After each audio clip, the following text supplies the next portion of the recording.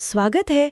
आज हम एक होम्योपैथिक रेमेडी टैरेंटुला हिस्पैनिका इसके बारे में मिली जानकारी की थोड़ी गहराई में उतर रहे हैं। हाँ, हमारे पास इसके लक्षणों और पर्सनैलिटी से जुड़े कुछ नोट्स हैं। बिल्कुल तो मकसद यही है कि इसकी एक साफ तस्वीर पेश की जाए। बिल्कुल काफी दिलचस्प रेमेडी है ये। तो शुरू करते हैं। सबसे पहली बात और शायद सबसे जरूरी भी, इसका असर जो है वो नर्वस सिस्टम पर होता है। हाँ बिल्कुल।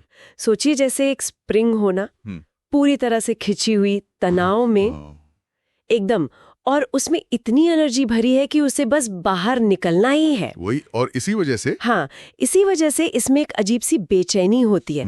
मतलब लगातार हिलते डुलते रहने की या कुछ ना कुछ करते रहने की मजबूरी। हाँ, वो रेस्टलेसनेस जिसे कहते हैं, और ये पूरे शरीर में होती है पर खासकर पैरों में बहुत महसूस होती है। सही कहा। दूसरी रेमेडीज में भी होती है बेचैनी, जैसे सल्फ्यूरिक एसिड का आपने जिक्र किया था पहले। हाँ, पर टैरेंटुला की जो तीव्रता है, इंटेंसिटी है, वो कहीं ज्यादा है, बहुत ज्यादा। और ये लोग अक्सर बहुत हाई प्रेशर जॉब्स में दिखते हैं ना, जैसे एयर ट्रैफिक कंट्रोलर या पत्रकार जिन्हें डेडलाइन पे काम करना होता है। बिल्कुल, उनमें गजब की सहन शक्ति मतलब स्टैमिना होता है। कई बार हफ्तों तक बिना सोए काम कर सकते हैं। हाँ, लेकिन ये जो एनर्जी है ये नक्स वोमिका जैसी महत्वाकांक्षा वाली नहीं है ना? नहीं, वो फर्क है। ये अंदर के नर्वस तनाव से आती है। बस व्यस्त रहना है, कुछ करते रहना है, वो वाली तीव्र इच्छा होती है। अच्छा। और यहाँ एक जरूरी फर्क समझना चाहिए। ये जो बेचैनी है, ये आर्सेनिकम की तरह किसी डर या चिंता से नहीं उठती। नहीं, ये वेराट्रम की तरह सिर्फ दिमागी उथल पुथल या ओवर एक्टिव माइंड की वजह से है। तो फिर टैरेंटुला में ये सीधे सीधे नर्वस सिस्टम में जो एक्स्ट्रा एनर्जी भर गई है ना, उसे बाहर निकालने की जरूरत से पैदा होती है। मतलब वो बेचैनी और एक्टिविटी तो बस उसका नतीजा है। ओह आई सी। और सब कुछ बहुत तेज रफ्तार से होना चाहिए इनके लिए। हाँ बिल्कुल। धीमी गति से कोई चले या काम करे तो बहुत अधीर हो जाते हैं, गुस्सा आ सकता है।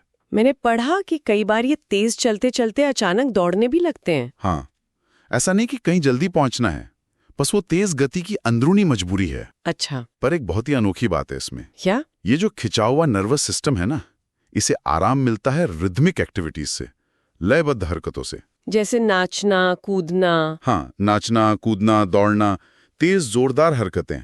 पर अगर वो लय में हो, रिदम में हो, तो वो तनाव को शांत करती हैं। अजीब है, ऐसा क्यों? ऐसा लगता है जैसे वो रिदम उस बिखरी हुई ऊर्जा को एक दिशा दे देती है, उसे शांत कर देती है। इसीलिए तो ये सेंट विटस डांस या हंटिंगटन कोरिया जैसी बीमारियों में भी काम आती हैं। हाँ, जिनमें वो अनैच्छिक हरकतें होती हैं। Voluntary actions. अच्छा। हाँ, लेकिन कुछ चीजें हैं जो हालत बिगाड़ भी सकती हैं। हाँ बिल्कुल। जैसे गलत तरह का संगीत, खासकर जब वो पहले से ही तनाव में हो। और छूना, टच करना। हाँ, छूना इन्हें बिल्कुल पसंद नहीं आता, उससे हालत बिगड़ सकती है। और एक और अजीब बात, तेज रंगों से दिक्कत।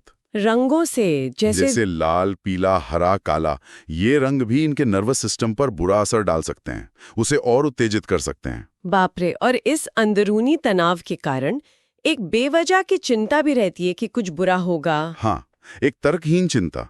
ये किसी बाहरी वजह से नहीं, बल्कि उनके अपने नर्वस सिस्टम की जो वो कसी हुई हालत है ना, उसी से पैदा होती है। और अगर ये तनाव बहुत बढ़ जाए तो फिर क्या होता है? इसके बिगड़ने के कुछ चरण भी बताए गए हैं। हाँ बिल्कुल। अगर इसे सही दिशा न मिले तो ये बिगड़ सकता है। पहला चरण हिस्टीरिकल कह सकते हैं। हिस्टीरिकल मतलब तनाव इतना बढ़ जाता है कि शरीर ही जवाब दे देता है। ऐंठन, बेहोशी, कमकपी, ये लक्षण व्यक्ति को रोक देते हैं।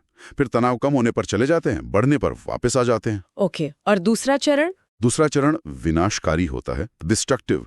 यहाँ कंट्रोल खोने लगता है। अगर इस बेचैनी में उन्हें रोका जाए तो वो विनाशक हो जाते हैं। विनाशक मतलब? शुरू में चालाकी से छिपकर चीजें खराब करना, इसे लोमड़ी जैसी चालाकी कहते हैं। बाद में खुलकर कपड़े फाड़ना, चीजें तोड़ना या खुद को चोट पहुंचाना, जैसे सिर पीटना। Oh my God. और तीसरा चरण पागलपन जैसा होता है, मैनिक। इसमें दो तरह की चीजें दिख सकती हैं। क्या? एक तो भयानक हिंसा, मारने पीटने की तीव्र इच्छा, उनमें गजब की ताकत आ जाती है उस वक्त। और दूसरा है कामुक उन्माद, इरोटिक मैनिया।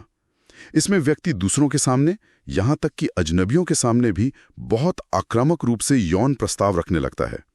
ये हायोसाइमस वाले मेनिया से अलग है। कैसे अलग है? हायोसाइमस वाला ज्यादा पैसिव होता है, ये टैरेंटुला वाला ज्यादा आक्रामक, ज्यादा फॉरवर्ड होता है। समझ गए। ये तो काफी गंभीर हो सकता है। हाँ, और ये समझना जरूरी है कि ये तीव्र नर्वस ऊर्जा सिर्फ व्यवहार तक सीमित नहीं है।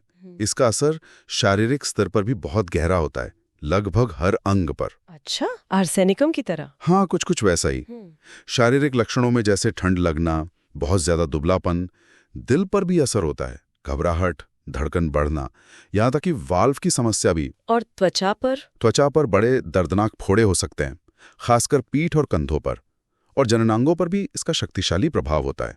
इसमें अत्यधिक यौन इच्छा और उससे जुड़ी समस्याएं भी शामिल हैं। तो कुल मिलाकर टैरेंटुला हिस्पैनिका की एक बहुत ही जटिल तस्वीर उभरती है। हाँ, एक तरफ अत्यधिक नर्वस बेचैनी, हाँ, जिसे लयबद्ध हरकतों से आराम मिलता है। दूसरी तरफ कुछ खास चीजों से हालत का बिगड़ना, हाँ, और फिर बीमारी बढ़ने पर वो हिस्टीरिया, विनाश और उन्माद वाले चरण। बिल्कुल, काफी इंटेंस रेमेडी है ये। सही कहा। और ये हमें सोचने पर मजबूर करता है कि अगर हम ये समझ जाएं कि किसी के लगातार व्यस्त रहने या कभी-कभी विनाशकारी दिखने वाले व्यवहार के पीछे इस तरह की तीव्र, अनकंट्रोल्ड नर्वस ऊर्जा हो सकती है, तो क्या उसे देखने का, उसे समझने का हमारा नजरिया बदल सकता है?